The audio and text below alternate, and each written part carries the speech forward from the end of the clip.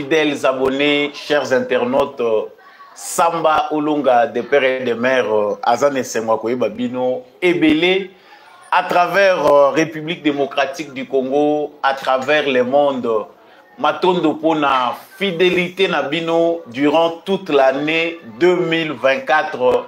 Matondo Pona, confiance au Bino Bopesibiso, Outa Bokolo ya janvier 2024. Awa, quelques minutes, quelques heures nous séparent de l'année 2025. Félicitations à Bino Nyonsoyo. Bopona, la voix des éclairés, Etandoya Jekam Télévision, et Longona Mwana Mboka, Samba Olunga, na émission Debout Congolais. Bipa Nyonso, Bozwami à travers Mokili Mobimba, Bweba ete Samba Olunga Zane Sengo. Ya koyeba bino penda ebele nazali ko souhaiter bino ba vœu ya malamu ba meilleur vœu de prospérité, de santé, de longévité. En tout cas partout oyo bino bokozwa message na ngai à travers Mokili Mobimba. Je vous aime bien. Merci de votre fidélité. Toyebi ndenge nini fidélité na bino.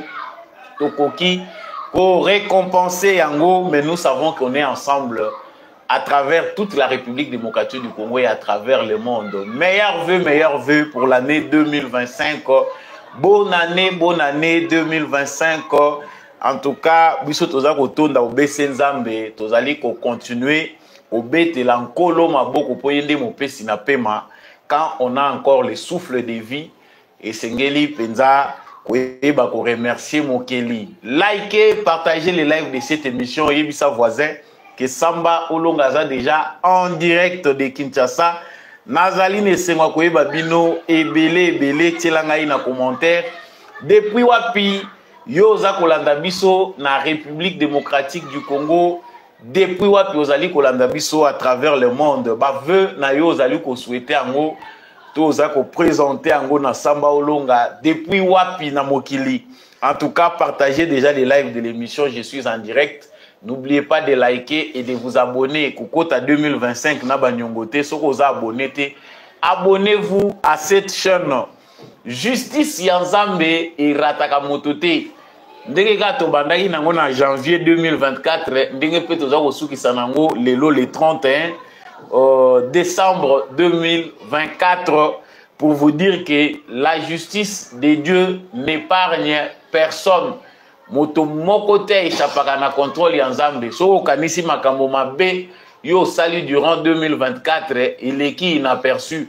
Topé o kanisi ke moto akofuti so yango azate parce que yo za makasi koleka. Yeba yango que justice ya Nzambe zalaka. Karma existaka. Tôt ou tard tu finiras par payer les prix de tes actes. À la une de notre information d'aujourd'hui, nos informations d'aujourd'hui, et Sengeli Toyeba été drone, l'armée congolaise et comme le sous Bangisa, et Zongeli le sous Bangisa. Ba révélation à journaliste Moko, analyste international, et Zali vraiment kotalisa que Bango Bazali Kosenga na communauté internationale à interdire na Félix Tshisekedi usage ya ba drone wana parce que ezali kosala ba victime ebele pe ba perte en vies humaines. Ezali likabako kamwa l'information qui nous est réservée na cadre ya émission Oyo. Nous allons en parler. Ba drone ya République démocratique du Congo. Oyo biso toyebite eza déjà ko inquiéter bato baza musika na Congo. J'en parle tout de suite dans le cadre de cette émission. Nous allons parler aussi des pertes énormes de l'armée rwandaise et ougandaise. Makambo eleki à partir ya date il y a le 25 décembre. Kino mukolo itozoko koma lelo ezali ko étonner batu. Bozoko yoka certes baza ko lobela mingi Goma ba ciblaki Goma, qu'est-ce qu'ils veulent faire de Goma, qu'est-ce qu'ils ont préparé ou qu'est-ce qu'ils avaient préparé pour na Goma pendant mikolo ya festivité. Nous allons en parler comment les Ougandais et les Rwandais s'inquiètent. La coordination et l'action bango bamenaki, tout était prévu pour que Goma tombe avant Tokota Mbula oyo etikali quelques heures tokota liboso na biso, je ne sais pas votre horaire, yo pe mutoza kolandanga tokolobelango na kati ya émission oyo.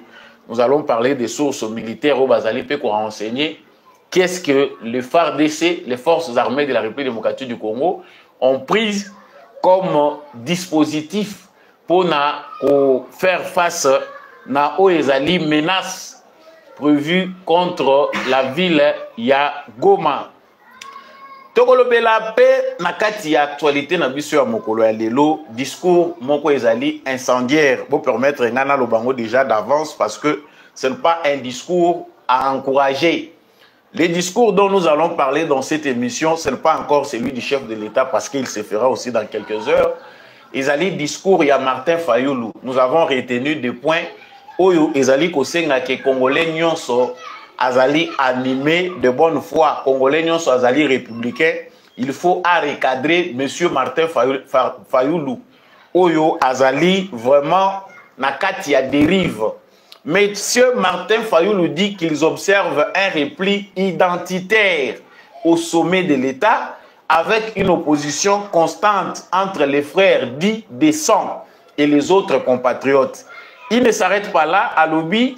Une seule tribu bénéficie des nominations privilégiées dans les postes au sein des institutions.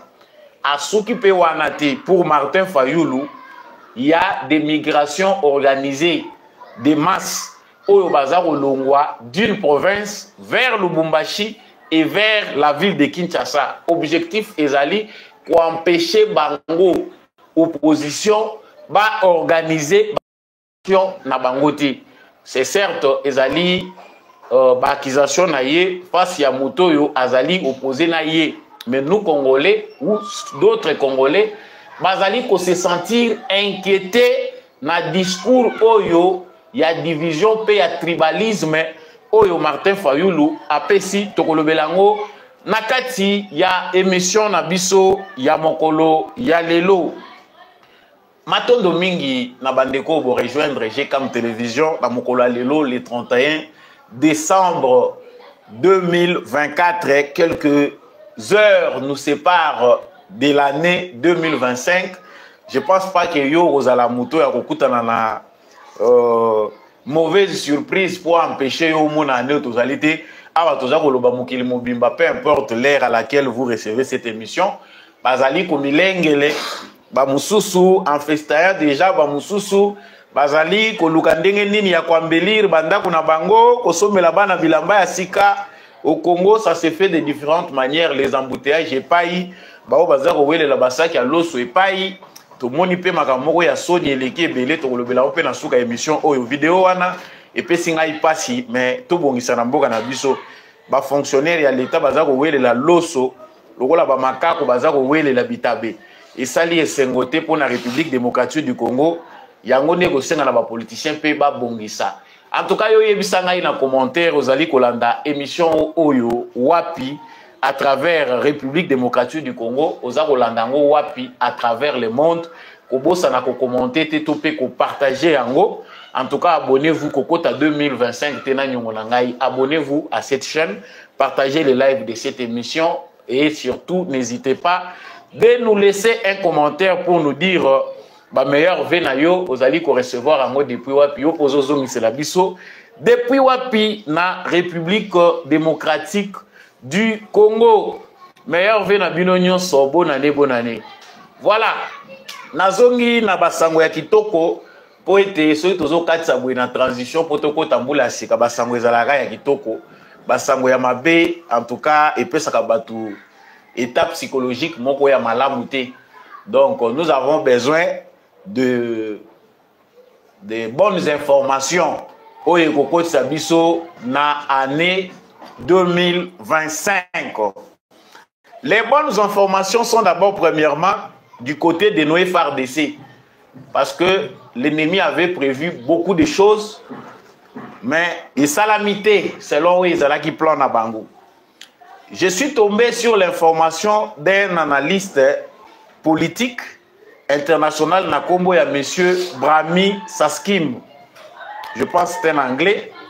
Ce monsieur pense que la communauté internationale doit urgemment interdire à Félix Tshisekedi l'utilisation des drones Nord Grumar X-47. Ça fait trop de dégâts selon lui et des pertes en vies humaines pendant qu'il y a des possibilités de poursuite de paix. Journaliste moko aza kosala analyse abimisi o ezali na pensée à des Européens, voire la plupart des Occidentaux. Alobi que ils ont ba drone oyo forces armées ya République démocratique du Congo ils ont utilisé biso toyebi CH4 mais a utilisé awa kombo oyo biso toza nango te na répertoire na biso ya information que ces drones là puissants sont utilisés par l'armée congolaise et na analyse na ya moni que ba drone wana ezali komema ba perte ebele en vies humaines. Il n'a pas déterminé malheureusement ezali ba perte militaire to ba population civile. Et pour lui, il pense que la communauté internationale, les Nations Unies et Sengeli Batele Tshisekedi atika ko utiliser bibundeli ya ndenge wana parce que ils ont causé ba dégâts alors qu'il y a possibilité à poursuivre ba négociation ou ekomema kimia. Je m'arrête là, c'est ça l'essentiel. Bandeko nangai nasuka ya mbula oyo bato oyo ba mesana komona Congo. Ba mesana komona Congo to fetaka na ba mai na miso na ba mauvaise nouvelle bazali pe na plan oya bango. Les journalistes, les analystes occidentaux, tant baza ko pesa ba information photo la ndaka mona boke bignon so parce que bayaka ko dévoiler biso oyo ezali opinion non seulement occidentale mais carte ya ba politique occidentale. C'est-à-dire bango ndenge bango baza komona résistance oyo Félix Tshisekedi asali ya ko se retrouver face ya menace ya munene oyo d'habitude et ça la que ba grande ville ya République démocratique du Congo est tombée dans maboko ya ennemi. Le fait de voir Félix Tshisekedi résister jusqu'à ce point bango eza ko sepelisa bango te.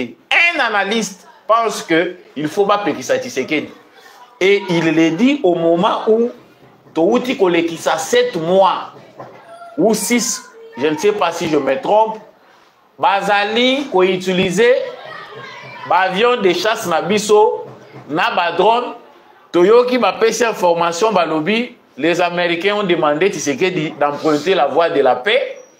Balingi te ke a utilisé bibundeli wana parce que ba moni ke ba dégâts ezali mingi pona ba population civile. Il faut que akitisa mandoki ba privilégier accord de paix, ba privilégier résolution moko pacifique ya conflit. Décision ya Tshisekedi ya ko tempérer na oyo bango basengaki to pe na ba ordre na bango. Et ça là que nous avons connu encore une déstabilisation du côté ya Lubero. Pendant que Félix Tshisekedi a pris à cœur ya kolanda processus ya Luanda pour qu'il a répondre à la demande internationale, la conséquence c'est que dans la République démocratique du Congo, nous avons vécu les pires. C'est-à-dire que des localités sont tombées encore entre les mains, il y a des ennemis. Mais là, le complot n'est pas fini. Parce que dans le moment où les complots, ils allaient continuels. Bazali sous n'a même pensé à désactiver le Bundeli à Congo. Voilà comment les journalistes viennent nous dévoiler déjà la part de la stratégie na bango. C'est-à-dire les armes dont s'approvisionne la République démocratique du Congo, les forces armées de la République démocratique du Congo, ça déjà na bango. Et j'ai suivi un tweet, il y a Herma Cohen, que a sous-estimé les sous-Tshisekedi. Armée, il y a Félix Tshisekedi, et ça, le rôle là, l'armée, il y a Félix Tshisekedi, il y a Lelo, c'est quelqu'un qui ne parle pas, c'est quelqu'un qui s'est engagé dans ces processus de paix mais déjà asi abongisi makambo ebele mais alingi baye bangote aza kokende nanu ndenge wana parce que il s'est encore donné na processus ya pe bapesier. Alors Kagame ne doit pas sous-estimer Tshisekedi parce qu'il doit savoir que Mutuana azali na mission ya kopesa Congo place où esengeli. Abi si on ne donne pas au Congo la place qu'il lui faut, ce qui bako kopesa na RDCT sika o ya ye ya leadership na ye na Afrique centrale pe na Afrique mobimba bako sutuka na makambo Tshisekedi ya kosala. Ça c'est un blanc qui en parle. Aza muto pa nyokoli Congo mingi ba musuba koloba que c'est un vieux déjà fatigué yango aza koloba biloko ndenge wana. Donc la première information c'est celle-là. Je pense que l'autorité à la République démocratique du Congo baza pe ko checker le rôle ngai. Ba yeba déjà que dans les jours qui viennent ça va encore se préparer de la même manière.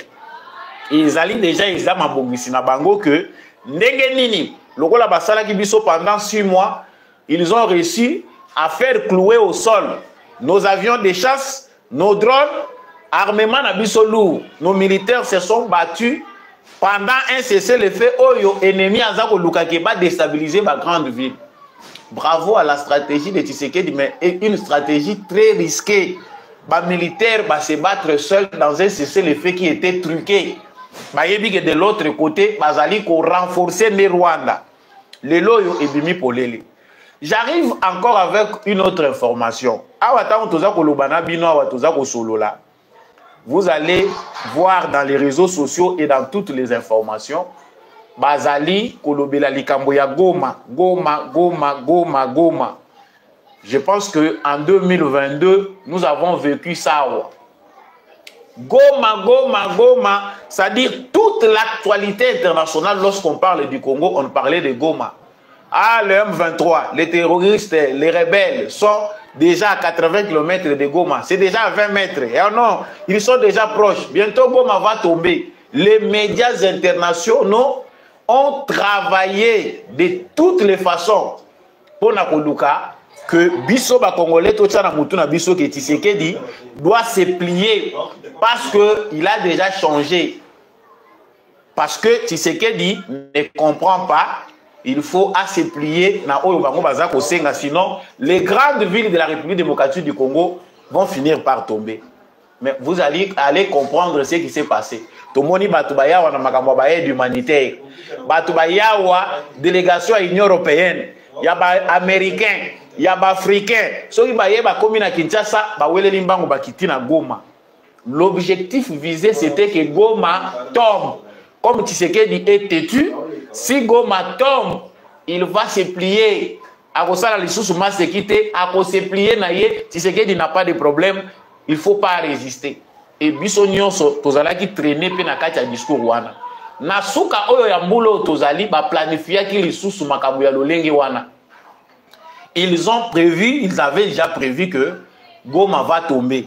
L'armée rwandaise avait déjà planifié une stratégie que mingi plus le rôle à la concentrer dans Lubero oyo ba mekaki ko sala le rôle la voie ya diversion parce que balingaki que ba meka ko longola biso na makanisi yake Goma ezali susu na menace te comme ça tant que armée congolaise a kozala pencher mingi côté ya Lubero bango bakoya ko surprendre biso na Goma. Vous avez vu vous-même ce qui est l'actualité na une semaine oyo Goma est revenu au centre. Il y a actualité concernant l'insécurité.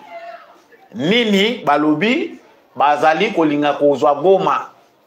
Mais là encore, et le boyo bango ba yeba kite zali que moni nzamba sunga biso malembe pona ba biso nyonso toza ko luka même ba stratégie entreprise toza la peine à moi esprit à camouflage le rôle la Tshisekedi azanango. Et savait que c'était déjà facile parce qu'ils ont collaboré avec les Ougandais. Mwana ya Museveni lokola melaka na ye lotoko soki pa melaka biloko nini ya makasi to yebite. Il nous avait déjà prévenu déjà na ba tweet na ye comme communication na ye za bizarre. C'est quelqu'un qui est trop extraverti, qui aime parler. Donc nyonso ya zoluka kosala bokomona ngona ba émotion na ye. Il avait déjà averti que ba mercenaires pour eux les instituteurs oyo bazali ko accompagner ba FARDC na biso, ce sont des mercenaires. Pona bango, ba monaki déjà que ba mercenaires wana nde mutu bazali ko sala que plan na bango ko kisamate. Alobi à partir de janvier, je pense à l'oba qui les 3 ou les 2, je ne sais pas quelque chose. Aucun mercenaire a kozala na zone na biso ya opération. Baza ba anti-africain, baza bato to koki ko tolérer sur nos zones d'opération. Zone d'opération les années est la République démocratique du Congo. Mais pendant qu'il faisait ces opérations-là, bango baza koye bateke, Tshisekedi, stratégiquement parlant, il est en train de transformer l'Est de la République démocratique du Congo. Mikolo eza koya liboso, eza ba rêve te. Mikolo eza koya liboso, ce qui va se faire en termes de sécurité ou planification sécuritaire à l'Est du Congo, et tkali ko salema na pays mon côté en Afrique centrale. Et ça s'est fait en silence. Bayokani pendant que bazali ko reprendre ba hostilité pardon na Kibumba. Bayokani ba sangana na ba Ougandais.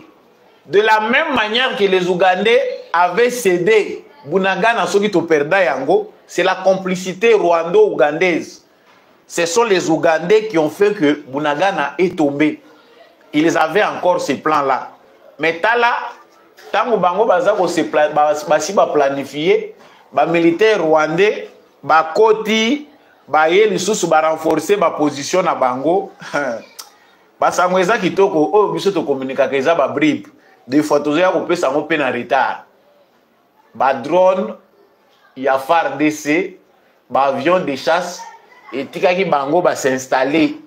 Ba ye, ba vandisi, ba camion ezokota pour société civile na biso ya bele la kaka. So société civile a yo qui a eu information que ba camion ezokota, o lelo e komi même so bazokota omoni tozozo ba vidéo même na ba réseaux sociaux. Mais ba koti ba tiki bango ba sali installation na bango. Une fois installé, les Saint-Pères Souko inde bazo benga ye na nini aye ko vider bango. Les drones reprennent bazongeli musala na bango. C'est que l'armée congolaise ne veut plus parler parce que koti pe na stratégie information. Bande ko na biso bazana Goma o bazozo chance ya kolanda ka biso. Bo filmaka lisusu ba avion te na ba hélico de guerre pona omoni avion eleki na tongo Souko e mati yo filmer. Bozo kimisaka bango.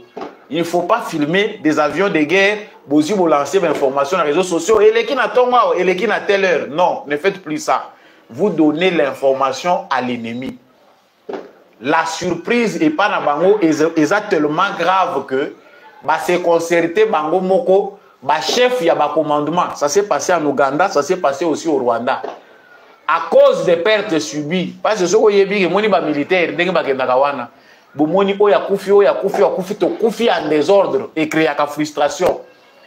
Pour na ko réarmer ba troupe na bango moral ya ba troupe baza ko yebisa ba commandant ya ba bataillon bo kende bo sa ila biso liste ya bana nyonso yo ba kufi na ndenge bo kenda ki opération wana parce que zaki opération ya ba RDF ya ba force spéciale.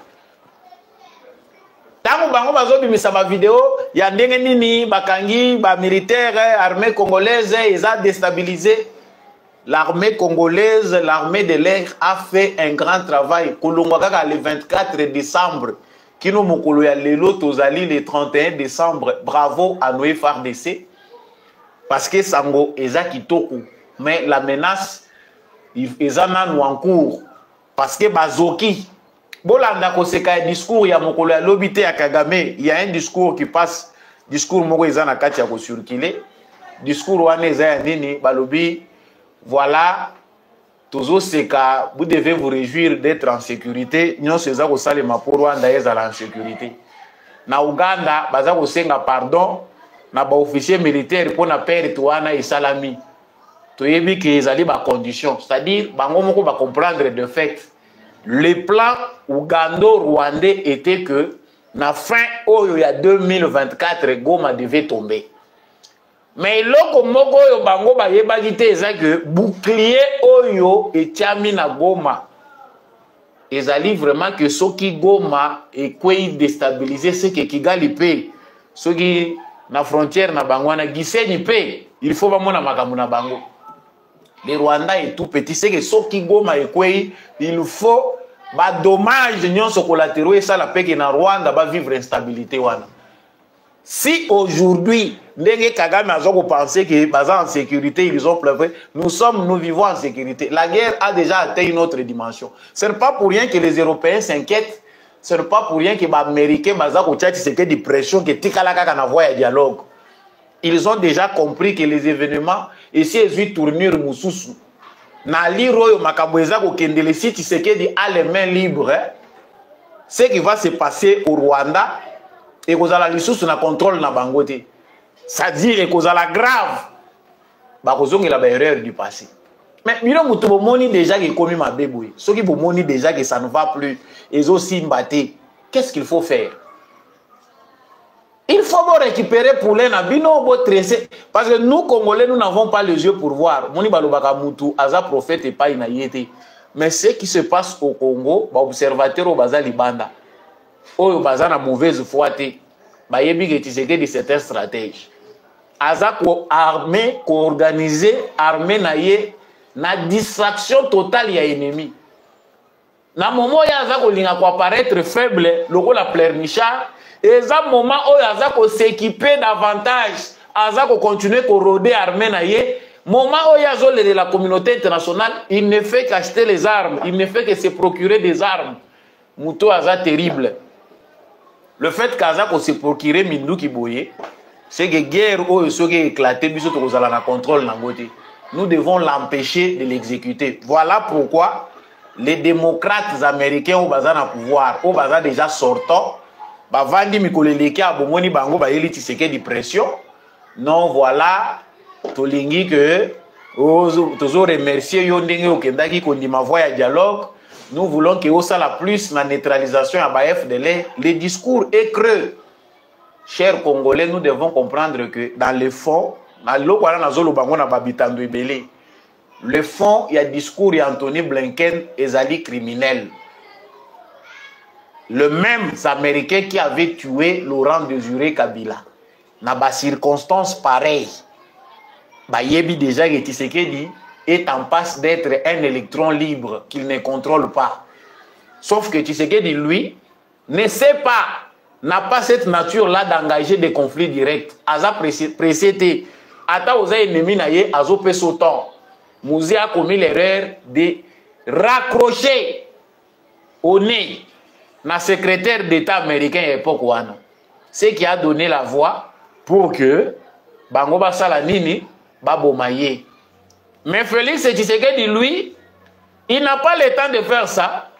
Ayoki na union so baza koloba. Et Olandi maloba na bango, ils sont en train de l'énerver. Oso tolandeli bien objectif ya ba américain oyo yo baza na pouvoir, déjà pouvoir na bango et si li Trump il faut ya kokota.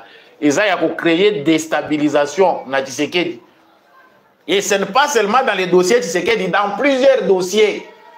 Pepe Biden na batunaye baza ko administrer na bango Amérique baza na objectif ya kotiki la Trump un grand chaos pour eya ko lekisela eta ya ko banda ko luka ndenge nini ya ko réparer. Chers Congolais, nous devons comprendre cela. Pour ceux qui pensent que Goma est menacé, nous sommes en insécurité. Na fin de l'année oyo ba militaire baza ko sala nini, la stratégie a payé. La stratégie finit toujours par payer. Naliro déjà makamweza ko kendele, s'il n'ose pas faire ce qui doit être fait, baza déjà la réponse. Il ne fallait pas. La première victoire de Tshisekedi, c'était que à cause de sa diplomatie, grâce à sa diplomatie, et bien sûr aussi, moi, Ningongo, biso ba Congolais, totombolaki, balongoli biso na embargo. Awa, na Conseil de sécurité des Nations Unies, il y a déjà un petit complot qui se dessine, même ce qui est communal visiblement ouvert. C'est que les armes de l'armée congolaise sont en train de bombarder les populations civiles. Voilà ce qui se trame dans les Nations Unies. Bah, faux rapport est en passe d'être rédigé pour accuser le Congo que les armes de FARDC ne sont pas bien contrôlées. S'il vous plaît, ceux qui vous ont en ligne, il faut liker et partager les lives, s'il vous plaît. Merci à tous ceux qui nous suivent en direct. Beau partage et surtout, n'oubliez pas de liker. Donc, c'est ça l'actualité dans le Ezako Sala. Moi, Oyo, Ezako Sala quelques heures. Tout ça, en janvier, Bango Basi va préparer qui na Bango Balobi que Goma ekokweya bakosalela fete na bango na kati ya Goma. Mais ce que tala bibembe oyo bango bazoko récolter. Yo aussi obomisi bana ya batu, les seuls justificatifs oyo zopesa na bango ezali que bossa la liste. Tango bakendaki bossa la liste te. C'est que je vous dis est vérifiable et je sais que dans les prochaines émissions, on a déjà rendez-vous il y a 2025 déjà. Tokoya nango ba liste ya ba kombo ya batu baza ko rédiger ba kombo ya batu bakufi pona ko luka ndenge nini ya ko pesa quelque chose na ba famille na bango. Ils ne sont pas à mesure maintenant ya ko lakisa bibembe na ba famille ba kunda bango en toute dignité. Seul ba cadavre ya ba officier nde yango mutezo zo moi privilège bazui officier tel akufi po omoni que bitumbeza la bien soko za stratégie. Ba militaire oya biso ba komi pe na bataillon mususu oyo na bagate bataillon te unité moko bazoko benga wa ya bayibu eza pe na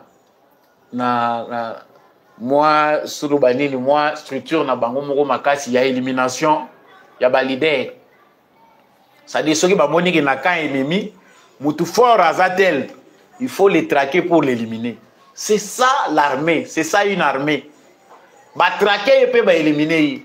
Pendant mois où Mobimba ya décembre, Kagame qui rit a terminé moi si naïe devant Rwandais pour les rassurer de sa sécurité.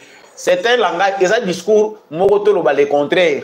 Soko moni mutuazo ya, azako luka s'afficher bien, à la kisake je suis au bon point, naza makasi, boza en sécurité. Quand lui vient insister que vous êtes en sécurité, sachez que vous n'êtes pas en sécurité. Sécurité, eza nanga munabinote. Et pire ennemi na bango na momo tozali kolobela mabe oyo bango ba yoki eza ko swa bango na tawo tokobi, c'est le fait de Félix Tshisekedi de vouloir résoudre ces problèmes aussi avec les rwandophones. Ndenge Tshisekedi a changé bango stratégie azui akotisi na commandement kaka ya bisika conflit ezali azui bato oyo baza na lien de sang na bango acheli bango kuna ezo pesa bango mutu pasi. Comment il peut oser? Kaka ba nomination biso to monaki ba yango to bisaki ba ndeko na biso ebeleke non stratégie kolo na ngonda yebaka objectif nango stratégie ekoko paraître bizarre ekoko paraître peut-être malhonnête ou trahison na muto azo maîtriser ba contour nango te mais c'est lui qui a agi muto ayebi eloko nini ya sali bato wana kaka il suffit seulement de voir que bazui un Nyamulenge bazui un officier congolais rwandophone batie na kwe moko boye au Rwanda c'est comme si babomaki bango soki basalelaki bango ni. Les sources importantes parce qu'on ne peut pas tout dire ba source toza nango eza ko indiquer que le nataki bango balingaki ba mener pona coopérer na Goma batu bazali pe oyo bazoko kangama na Goma bakoya Kinshasa.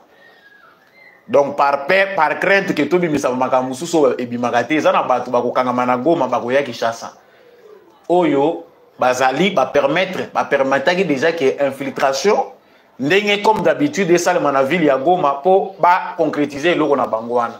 On va arrêter encore quelques officiers bokoyoka ekobima makambo ya ekolo o balobi c'est parce qu'ils sont de telles tribunes de basali bango ndenge wana. Chers Congolais, ne perdons pas notre temps, soyons focus.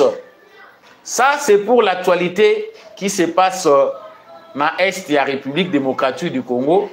Et nous avertissons les commandements militaires, tout ça, armée Nabiso, commandant suprême Nabiso, que mieux vaut tard que jamais, renforcer davantage. Tu sais que Bamadoussou et Zanan, officier boyebi que Maboko et Zamelaï, bon, il y a des soldats qui ont été en Mabé, bon, on a déjà en l'air est grave.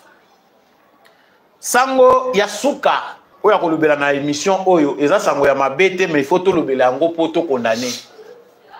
Discours ya mokolo ya lobby comme prévu, ya Martin Fayulu, il y a le 30 décembre parce que yeminga ya le 30. Asali discours na ye Martin Fayulu président Eli ya Martin Fayulu na discours na ye, il a parlé de beaucoup de choses. Oyo ko vande la wa te poto lobila yango. Mais ezali na point moko oyo e révolté bato ebele na bato yo ba pota na bango ekomaki déjà kozala cicatriser mais bato na minito bakomi koyoka déjà passe na mitema na bango lisusu. Martin Fayulu dit: nous observons un repli identitaire au sommet de l'État, avec une opposition constante entre les frères dits des sang et les autres compatriotes. Il ne s'est pas arrêté là. Martin nous dit: une seule tribu bénéficie de nominations privilégiées dans les postes au sein des institutions. Asuki wanate na traduire yango kaka na lingala po ezala facile. Bande on a vu ce belé bazaye préoccupé na ba fête ba yoki yango te. L'air est grave, il y a des politiciens qu'il faut rayer définitivement de la scène politique congolaise. Pour te vivre na kimia, ils en a battu oyo désormais atteint na bureau à quartier Bochaïete. Martin Fayulu dit que il y a un mouvement planifié qui fait que des gens quittent une province vers Lubumbashi dans les Katanga et remplissent encore Kinshasa dans l'objectif de bloquer, d'empêcher la bonne marche des manifestations de l'opposition. Na lingala nde photo lo bango bien moni tango lo baki na français apesa ngo lokola moins valeur. To lo bango na munoko eza ya biso pona Martin Fayulu to lo bango na lingala. Baluba bakasayen, c'est-à-dire politique à Félix Tshisekedi déjà que a encouragé bango bakende kotonda na Lubumbashi, batonda na Kinshasa, batonda pona nini parce que objectif ezali que baluba soki baza ebele na Lubumbashi, baluba baza ebele na Katanga na Kinshasa, bazali ko empêcher opposition pour esala ba marche na bango malamu te. Moko na posa koseka moko tozo yebate. Qu'est-ce qu'il faut dire concrètement tolobanini? Tout d'abord, nous savons que Martin Fayulu c'est un produit fini. Le Martin Fayulu qu'on voit au tozali komona sikawa azali produit fini. C'est bien connu que Oyo politiquement c'est qu'il était hier. Grâce à la manipulation, grâce à la mauvaise foi, na détournement, oyo ya salaki Félix Tshisekedi, bazalaki ba frère bakabwana, yango salaki Martin oyo akomaki populaire. Aujourd'hui, il est resté l'ombre de lui-même. Mais c'est comme si ba dégâts humains causés par la haine viscérale de Martin Fayulu n'a pas suffi depuis 2018. Makambo nyonso ya mabe biso to vivre na Congo depuis 2018. Ngana rappela kango kaka. Biso to monaki Félix Tshisekedi apesani lisusu mbote na Martin Fayulu pe baseki a tapé une épaule. Mais il y a des Congolais qui vivent et à l'étranger et à l'intérieur du pays qui ne peuvent plus se saluer. Oyo ba se considérer ka lisusu lokola ba frère té batenga makala pona nini Fayulu Tshisekedi et komaki dossier ya baluba na bato abandundu. Donc Martin Fayulu ya moni mission ba ko pesa ye na mboko yo mission na ye valable na politique ezaka ko diviser ba Congolais. Aujourd'hui, pendant que les Congolais tozali lisusu ko luka ko se renforcer pour to retisser ba lien. Nous sommes une nation, pas une tribu. Martin Fayulu vient à Ebisibiso à lobby, ba nomination ezako sale mais ezako privilégié ba poste ezali tribal. C'est-à-dire uniquement batu attribué moko mutu bazako bénéficier. Martin Fayulu devait nous amener la liste de tous les membres du gouvernement, bato bazana kati ba institution na biso, bato bazana armée na biso, pona kolakisa biso tribalisme ezali wapi, les démontrer d'abord.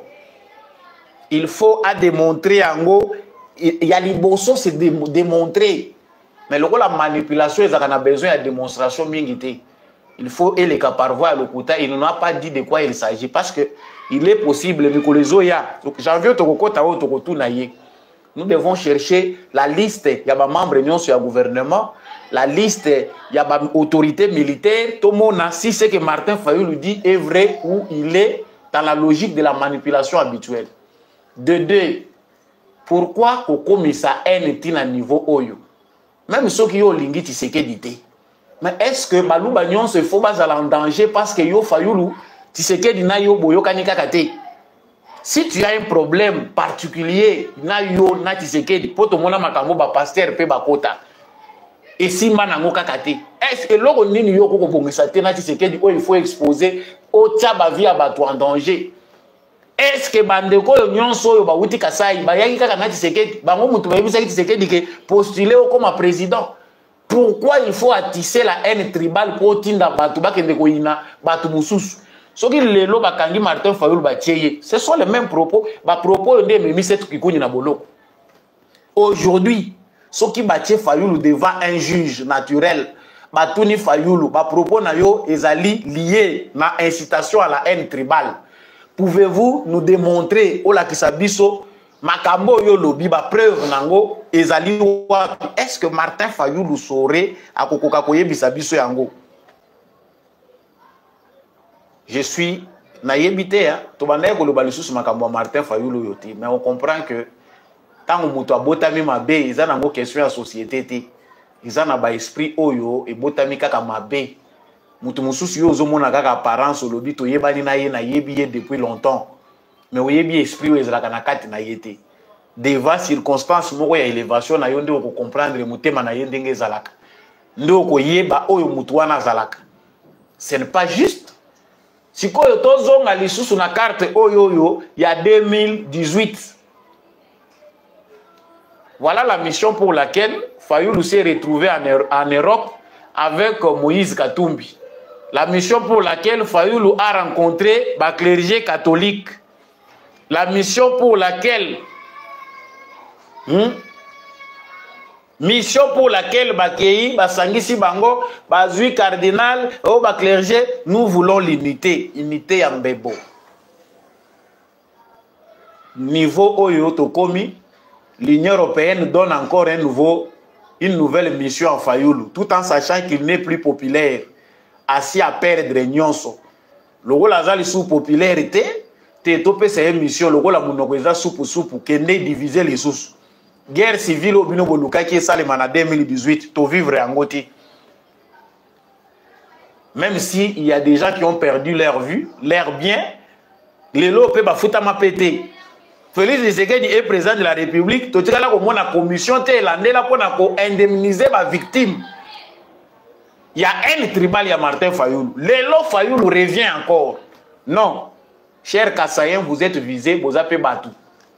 Il faut constituer une plainte déposée dans le tribunal contre l'individu Martin Fayulu. Akende ko justifier makambo ya za koloba. Est-ce que Félix Tshisekedi yende mutaza ko yebisa ba Kassaïen ba longwa kana Kasai pour ba kende ailleurs? Regardons la situation géographique de la République démocratique du Congo. Soki Congo mobimbeza enclavé. Soki Congo mobimba na souffrance. Bato yo bazali aux alentours, baza pembeni na ba pays frontaliers, ils vont chercher à aller ailleurs. Bakobima. Bao baza na centre bakokende wapi. Les premiers réflexes, ils seront dans les provinces oyo baza voisines. Et après les autres peuvent sortir voir aller ailleurs. Ça c'est d'abord une logique où ils allaient lier dans la situation géographique. Au Tali enclavement Afrique, Fayulu vivait dans ces pays, ndenge ba paupériser, ba clochardiser Kasai. Espace Grand Kasai Mobimba. Si tu sais qu'il y a un tribal, il fallait concentrer l'énergie sur la Kasai, vu ce que les Kasai a connu. Mais tu sais qu'il n'est pas dans cette logique-là. Il veut que l'Union se œuvre à que toutes les provinces en profitent. C'est-à-dire que ceux qui n'agit pas parce que c'est que logique et ligne que la province Union et vivre dans un rythme de développement. Est-ce que c'est ce qui a été fait les années passées? Même ne soyons pas étonnés, nous savons que la logique reste la même. Donc, Union, Yakabilana Katumbi, nous ne serons pas étonnés de voir Fayulu dedans. Qu'il fasse les gros dos parce qu'il y a l'Ingakabatia et les Bosso. Ad Maloro la chef, mais tu es dit que c'est Loko Moko. Malobaya 7 qui kuni. Oye memie na boloko na ya Fayulu et que c'est n'était procureur général cause la kaka teke ba pesa yo ba ordre mutoaza intouchable na république ou azati. Quand on veut construire une nation, on évite les logiques tribales. Batu nini oyo Tshisekedi ache oyo baza ko nyokola mutu ya Fayulu po ye à s'attaquer na toute une tribu. C'est grave comme propos pour ce tribu to vendre là wa et ko maloko la règlement des comptes. Merci na bande ko nyonso bozolanda biso, continuez à liker et partagez cette vidéo, bon liker, bon partager en gros. En bref, Fayoulou n'est pas d'accord avec la gouvernance de Félix Tshisekedi. Fayoulou est contre les changements constitutionnels, ce qui est logique. Aux contre les changements de la constitution. Et bon, la réforme institutionnelle, ils ont envisagé. On a dit que la réforme, on a un mécanisme. Parce que Fayoulou était aussi dans la logique. Il parlait des réformes. Tant qu'on a un dialogue à lobby, il faut appeler ça au conseil chargé des réformes. La réforme, on a réformer l'institution sans toucher la constitution. Peut-on parler aujourd'hui dans les gamos établis réforme et la cour constitutionnelle sans toucher la constitution? Mutema mabe ezali richesse te. Mutema mabe nde yango eza ko bloquer Congo, eza ko freiner biso na ba projet ebele. Il y a les moyens entre les mains des Congolais qui peuvent aider les Congolais au tozali to kende de l'avant. Mais likolo ya mutema mabe kindo qui a frein, il y a développement, nous n'avançons pas. Et l'incarnation et l'illustration ya kindo ki wana toza ko mona ngona mutu oyo ayebani aza déjà personnalité publique loko la Fayoulou. Il incarne ce qui dérange aujourd'hui le développement en RDC. Ce qui motema mabe leki mboka wana ekendaka liboso te. Bandeko bino moko boza ko mona ke lelo toza le 31 tolingi basangwa kitoko ya mabe te. Bino nyonso boza ko landa ngo boyebi que eza malamu kozala na liberté d'expression. Mais le président Félix Tshisekedi ayebaki akotikela la biso Congo oyo te ezali Congo moko laisser aller au banda kozala liberté d'expression et comme libertinage d'expression. Ça dit loba na yo nyonso yo lingi parce que tu es libre. Les complots toshi to mesana nango. Mais que les Congolais puissent tirer des leçons. Tous en 2024, il quelques heures pour tout côté en 2025. Je pense que basi bakoti ou bien balingi bakota selon nous devons changer d'attitude vis-à-vis des politiciens qui nous divisent. La mission des Occidentaux, mission y a des Européens, c'est diviser pour mieux régner. Les politiciens qui sont téléguidés, commandés par des politiques ou les services de renseignement étrangers doivent être bannis de la scène politique congolaise. Pour bannir bango yo, il faut éviter le tribalisme. Qu'on vote à Kabivoti la votilité parce qu'il est de ma région, parce qu'il est de ma tribu, n'a voté. Alors qu'Aza Moutoumoko bako instrumentaliser facilement pour na détruire Mboka. Émission na biso mokola lelo et komi na suka na robagi na osuki sana élément moko esepelisa kingaite. Bandeko moko baza ko welela loso. Olanda ngo rediffusion lobi ndeko shaka ko cha vidéo wana. Bandeko baza ko welela loso. Ça m'a fait très mal quand j'ai vu ça. Toujours au monde a licence à organisation tout ça na ngote. Congolais zoboma Congolais, Rwanda ko boma Rwandais te. Mais les Congolais tuent les Congolais. Botia ata 13e mois, année eza na 12 mois. Botia 13 mois, soki to komi na décembre, bo pesa ka bango 2 mois. Mutu na mutu akende koluka ndeni akosoma madesu na loso na ye. Ke tomona ka baseni ya boye. O eza ko exposer nzala ya mboka. Pendant qu'il y a les autres en dit baza ko partager ba millions. Bino so ba isi bino bo changer constitution. Ote constitution eza pona ko umisa Tshisekedi na pouvoir. Voilà ce qui se passe. Les ministres na ba o baza na ba poste élevé. Baza na taya ko mona pasi wana te. Ba tchelo so ba lobi eza ya ko kabola batu nyonso. Il suffisait d'appeler chacun par son nom. Mais lokola batu nyonso ba moni ke na niveau yé to kozanga. Batu bazo wele la loso na batu baza concerné et puis on filme, on met dans les réseaux sociaux. Quelle image pour mon pays? Bolia kana batu. Botala ndenge boyoki simboka soni bo bongisa 2025 o tozo kokende. Eza année ya ba intérêt pour na mutu nyonso. Toza congolais na ndimi soki tozo bénéficier ata na $1 ya cuivre te.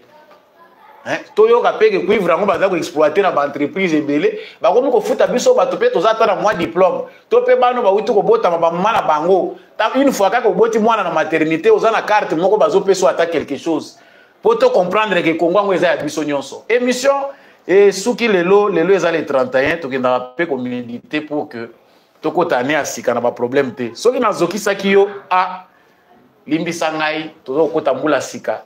Ceux qui peuvent aussi plaquer une analyse, liker ango, partager vidéo oyo. Bonne année.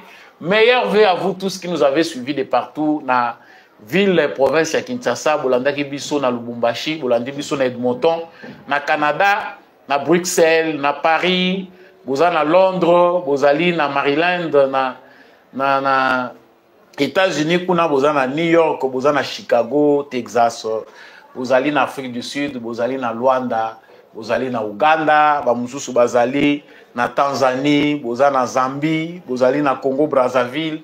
En tout cas, meilleur vœu bisika nyonso bozali. Je serai le plus heureux à komona ke botie na commentaire depuis wapi. Bino bolanda ki biso na République démocratique du Congo année komi na suka bonne année bonne année.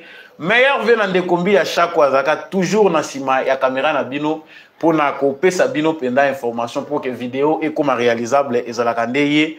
Meilleur vœu na apôtre Gérard Kabeyachovo, meilleur vœu na l'homme de la vérité des urnes Jean-Louis Timbalanga. Meilleur vœu à papa Michel Lumakaso, papa Boniface Mpunga. Meilleur vœu na papa Maurice Kikangala. Meilleur vœu na maman Bill Bilonda, maman Lisette Mumbendou, papa Freddy Ngwama, papa Paulin Chika. Meilleur vœu à la famille Congolo. Meilleur vœu na bandeko nyonso na tangi bakombo ateboye bake dédicace koya pour tous ceux qui sont abonnés na GCAM Télévision. Bandeko nyonso boza biso fidèle to remercier bino mingi. Na combo ya équipe Mobimba rédactionnelle ya GCAM Télévision. Je vous dis grandement merci en tout cas de vœux de prospérité, de bonheur. Likez, partagez, on se retrouve en 2025. Au revoir.